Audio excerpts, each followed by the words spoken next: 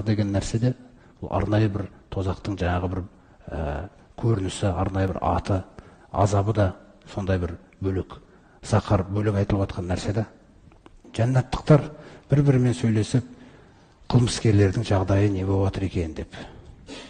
Сол кезде қылмыскерлердің жағдайынан ашып жібереді екен оларға, көрсетуге. Не сендерді сақарға түсірген деп айтады екен.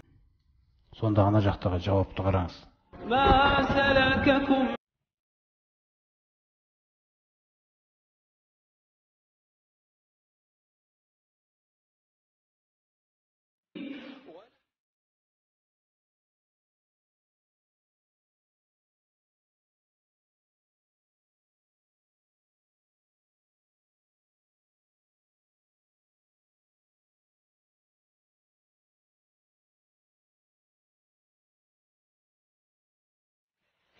وكنا